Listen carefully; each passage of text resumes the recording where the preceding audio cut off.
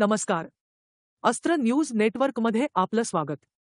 पाहूया आताची महत्त्वाची बातमी. श्रीगोंदा तालुक्यातील खरातवाडी गावात एका भव्य सोहळ्यात खासदार निलेश लंके आणि शिक्षणतज्ज्ञ ज्ञानदेव लंके गुरुजी यांचा विशेष सत्कार करण्यात आला. या कार्यक्रमात संत तुळशीदास महाराज यांच्या नावाने 2 महत्त्वपूर्ण पुरस्कार प्रदान करण्यात आले. खासदार लंके यांना त्यांच्या ऐतिहासिक विजयाबद्दल यशवंत सन्मान पुरस्कार देण्यात आला.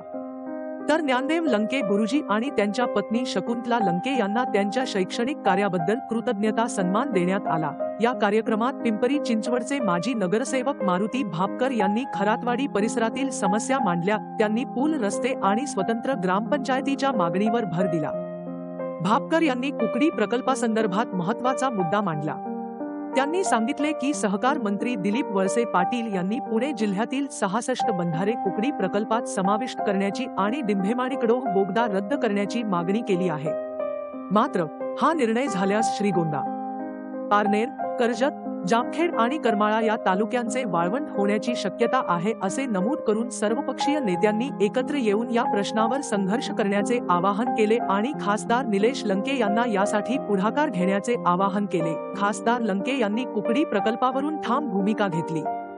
त्यांनी सांगितले की श्रीगोंदा, पारनेर, कर्जत, जामखेड, करमाळा येथील शेतकऱ्यांवर होणारा अन्याय सहन केला जाणार नाही.